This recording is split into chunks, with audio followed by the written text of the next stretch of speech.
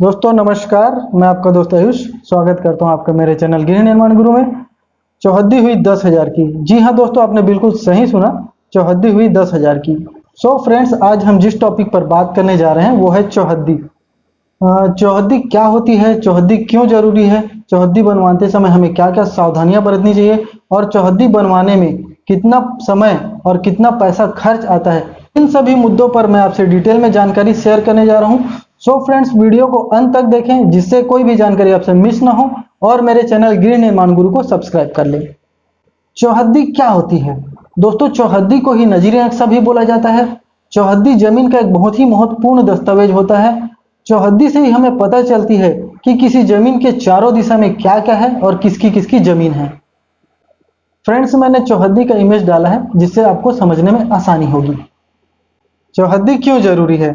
जमीन की खरीदी बिक्री करते समय जमीन बेचने वाले पक्ष को चौहद्दी बनवाना पड़ता है। चौहद्दी के आधार पर ही जमीन की खरीदी बिक्री होती है। चौहद्दी 6 महीने के लिए ही वैलिड रहता है, इसलिए 6 महीने से पुरानी चौहद्दी नहीं होनी चाहिए।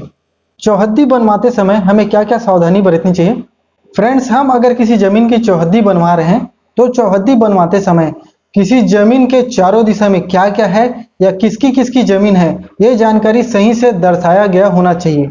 हम कुछ पिक्चर्स के माध्यम से समझेंगे कि हमें क्या क्या सावधानी बरतनी चाहिए।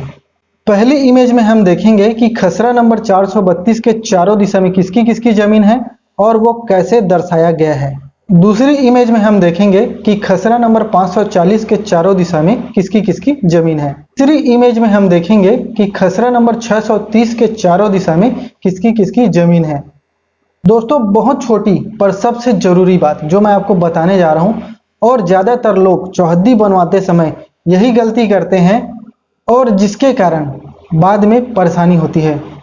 कभी भी आप चौहद्दी बनवाएं तो आपकी जमीन की लंबाई और चौड़ाई को जरूर डलवाएं जिससे बाद में आपको परेशानी ना हो। फ्रेंड्स, मैंने जितनी भी इमेज डाली है उसमें जमीन के चारों दिशा में क्या क्या है उसको साफ साफ दर्शाया गया है। इसलिए अगर आप भी कभी चौहद्दी बनवाते हैं तो जमीन के चारों दिशा में क्या क्या है उसे साफ साफ दर्शाएं और जमीन की लंबाई और चौड़ाई को जरूर डलवाएं। चौहद्दी बनवाने में कितना समय और खर्च आता है, आइए देखते हैं। चौहद्दी बनाने में 10 मिनट से ज़्यादा का समय नहीं लगता है, पर पटवारी के द्वारा हमें कई दिनों या महीनों तक घुमाया जाता है।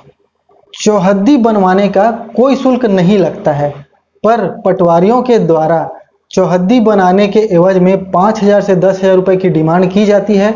और अगर आप पैसे नहीं देते हैं तो जब तक आप पैसे नहीं देंगे तब तक आपको घुमाया जाएगा और कई दिनों कई महीनों तक आपको चौहद्दी बनाकर नहीं दिया जाएगा। चौहद्दी के लिए आपको तहसील कार्यालय में आवेदन करने की जरूरत नहीं है। चौहद्दी के लिए आप डायरेक्ट पटवारी के पास आवेदन कर सकते हैं, पटवारी ही आपको चौहद्दी बनाकर देगा।